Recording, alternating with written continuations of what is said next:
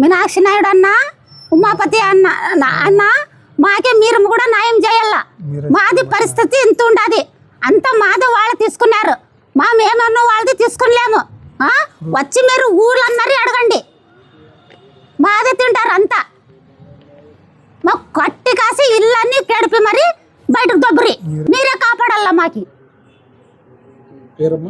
బంధు కాసిమబి పెద్ద తుమ్మలం చేసి కాసి మరి మాకు ఇంజక్షన్ ఆర్డర్ వస్తుంటే మేము చేనికి పోతే ఇద్దరు కోడళ్ళు, ఇద్దరు కొడుకులు, మామ 5 మంది వాళ్ళు మా ముగ్గురికి మెత్తు కొట్టరి చెడ్లనేసి మెత్తు కొడితే నాన్న కోళి చిన్న కోళి మా మామ సంపాదించేది మాకు చేను.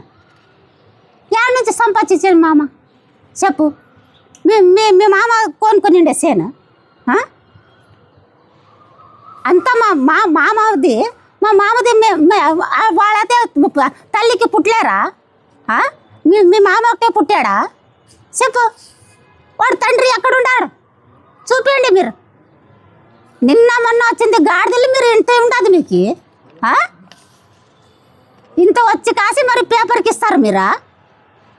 ఊర్లోనే వీళ్ళు సపోర్ట్ చేశారు, వాళ్ళు సపోర్ట్ చేశారు. ఏంటికి చేస్తారు మాకు ఊర్లోనే సపోర్ట్? ఏమి చేసాం మేము తప్పు? ఈడ ఎవరు న్యాయం ఉంటే వాళ్ళకి చెప్తారు. చెప్పండి.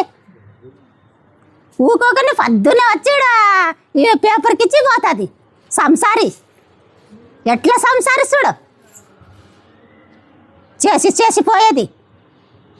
తెచ్చుంటే అమ్మ నాన్నోళ్ళు ఇచ్చుంటారు నీకు.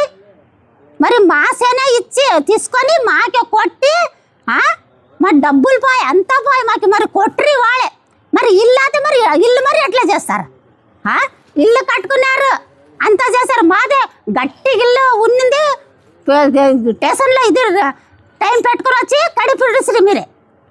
మేము 2 సంవత్సరాలు బాడిగుండాం. మేము మా పరిస్థితి మాకుండదు.